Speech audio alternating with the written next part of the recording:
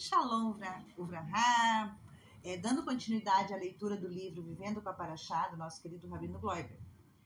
Bilhões de anos-luz foram criados em um só instante. No primeiro dia, Deus criou e também revelou a luz.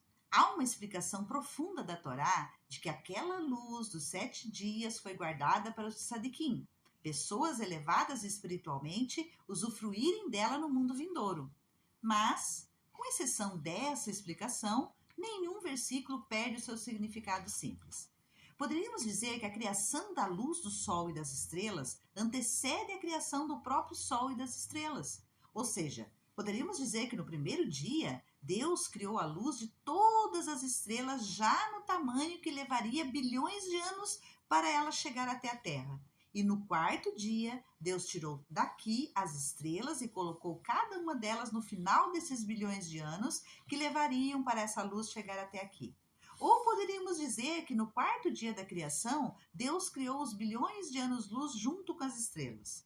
Como nos conta o Midrash, que a luz do primeiro dia foi guardada para os tzadikim, pessoas altamente elevadas espiritualmente, que podem ter acesso pessoal a essa luz, mas será revelada para todos nós somente no futuro, quando não houver mais impureza no mundo. Nesse caso, poderíamos dizer que no quarto dia, quando Deus criou o Sol e todas as estrelas e galáxias, criou todos os astros com seus bilhões de anos-luz já tendo chegado ao nosso planeta Terra, no mesmo instante da sua criação. Sendo assim ou assim, Deus não precisou esperar bilhões de anos para que a luz das estrelas chegasse até a nós por si só. Será que podem haver animais em outros planetas?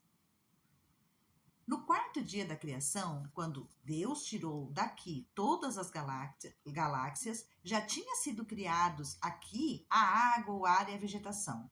Com certeza, quando Hashem tirou daqui todo o universo, uma parte dela já saiu daqui com a água, o ar e a vegetação.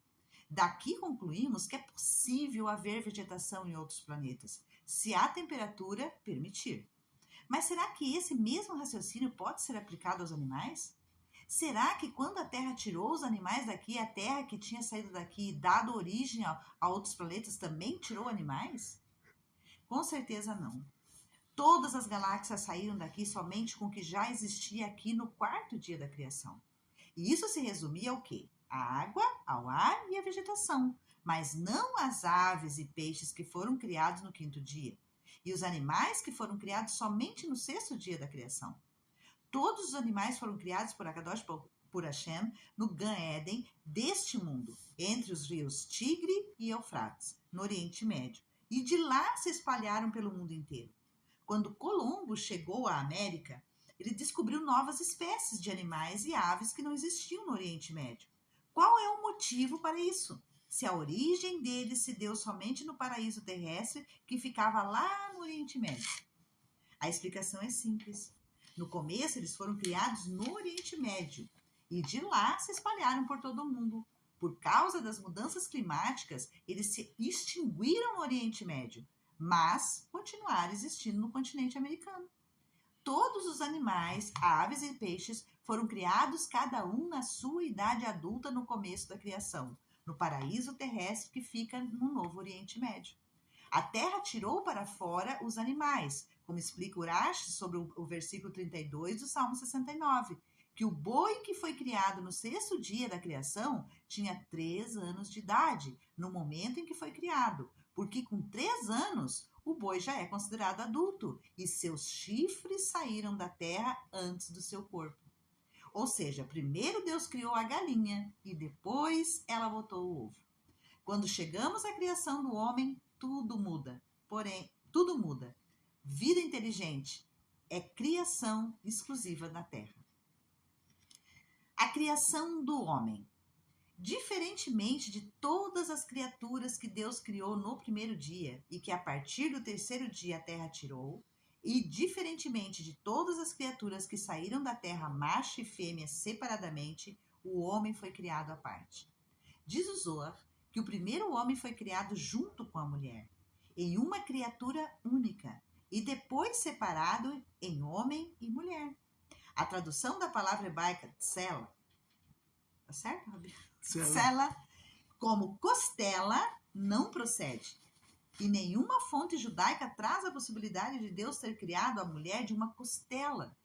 A palavra tsela quer dizer lado, como explica o Zohar, que o homem e mulher eram dois lados da mesma pessoa, e Deus separou os dois lados, dando origem ao homem e à mulher. E o nosso querido Rabino vai explicar sobre a costela. A costela, então, sobre o Mishkan, o Mishkan é traduzido como tabernáculo. Atravessa a rua, pergunta para a vizinha o que é um tabernáculo. Pega uma pessoa passando na rua, pergunta o que é um tabernáculo. Ninguém sabe o que é um tabernáculo. Então a pessoa vai falar, tem uma taberna eles entendem que... Mas isso que traduzem Mishkan como tabernáculo não tem nada a ver. Traduzem kippah como solidão. Você vai pergunta para uma pessoa na rua o que é um solidão. Traduzem tzitzit como franja. Ou coisas assim, verdadeiros absurdos. Então, isso que traduziram essa tsela como costela é um erro de tradução. Por quê? Quando foi construído o Mishkan, esse Mishkan ele tem 4 paredes. Cada uma dessas paredes é chamada de tsela. Tsela é o lado, a lateral. Tzlaot Mishkan, as laterais do Mishkan. Então, o lado do homem, quando está escrito que Hashem fez o homem da tsela, quer dizer, fez do lado. E diz o Zohar, que lado é esse? Então, o Zohar fala assim, primeiro, Hashem ele fez uma pessoa de terra. Então, essa pessoa tinha 2 lados. Porque está escrito que Hashem ele soprou, Vaifach ba'apav nishmat chaim. Hashem soprou nas suas narinas uma alma, vida. E diz o próprio Zohar, Hashem não soprou. Porque sendo que Deus ele está acima dos conceitos materiais, dos limites materiais, então o soprou é um exemplo. E o que esse exemplo traz para nós, o que ele exemplifica, vamos dizer assim, ele nos diz que manda nafach metoche nafach, metochiuto mepinimiuto. Ou seja, assim, quem sopra o que tem dentro. Quem coloca o que tem fora. Para te mostrar que a sua alma é uma parte de Hashem, que você é parte de Deus. Está escrito, Deus soprou. Mesmo que Deus não soprou. Então, como exemplo, está escrito, Deus soprou.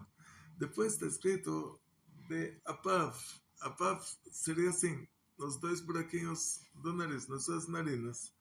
Se Deus não soprou, se o soprou é exemplo, o narinas também é exemplo. E narinas, então, é exemplo para quê? Que essa alma, quando Deus colocou a alma dentro daquela pessoa de terra, ela já pegou aspecto masculino e aspecto feminino. Se pegou aspecto masculino e aspecto feminino, aonde se revelava naquela única pessoa o aspecto feminino e aonde se revelava o aspecto masculino. Aí diz o Zohar, essa pessoa ela tinha 2 lados. Tinha um lado que era só mulher, com cara de mulher, com olhos de mulher, com nariz de mulher, com boca de mulher, com ouvidos de mulher, com um lado que era só mulher, um lado que era só homem. E aí Hashem ele deu uma anestesia para o primeiro homem, ou seja, fez ele adormecer profundamente e não sentir nada, e separou um lado do outro. Então a palavra tsela quer dizer lado. E por isso está escrito Tzlot Mishkan, os lados do Mishkan. Muito bom, obrigada, Rabino. Corpo e alma. Todas as criaturas, elas são almas dentro de corpos. O lado espiritual revelado dentro do lado material. Todo animal tem uma alma animal, todo ser humano também tem essa alma animal, que é a alma do corpo. A alma animal é comparada ao software do corpo. E o corpo, o hardware. Fala, amor. Fala software e hardware. Não? Software e hardware. Viu? Eu não saberia falar esse hardware igual ao meu querido esposo. Como você fala? Em português tem um nome para isso, né? A parte física do computador. A parte lógica do computador. A parte lógica do computador. Então, hardware é da alma. Mas fora a alma animal, que é a alma do corpo, a Paraxá nos conta que Hashem soprou dentro de nós uma alma de vida. Diz o Zohar que a palavra soprou foi usada para indicar que Deus colocou em nós uma parte dele. A alma divina, daí o uso da palavra soprou. Como diz o Zohar, quem sopra, sopra parte do que tem dentro de si próprio. Ainda que o espiritual esteja muito acima do material, a ponto que qualquer coisa que imaginarmos não possa ser comparado a ele, mesmo assim o uso dessa expressão é útil para termos uma leve ideia do raciocínio desse assunto. Adão e Eva foram criados juntos. Receberam uma alma divina e se tornaram os únicos seres inteligentes do universo que foi criado em 6 dias. A Terra não tirou Adão e Eva em outros planetas. Adãos e Evas em outros planetas. Vida inteligente existe somente aqui no nosso planeta. Não estamos falando sobre criaturas espirituais como anjos ou até demônios, mas sim sobre a vida material inteligente. Um ser inteligente, alma dentro de corpo, só existe aqui no nosso planeta. Pelo fato de sermos vida inteligente e por natureza nosso cérebro dominar o nosso coração e nosso intelecto dominar nossos impulsos, Adão e Eva receberam um mandamento divino. De modo diferente, nos animais, o impulso domina o intelecto, por isso não há como cobrar deles um mandamento divino. Foi por essa razão que Adão e Eva, os únicos seres inteligentes de todo o universo, receberam o mandamento divino de não comer a fruta do Yetzer Hara.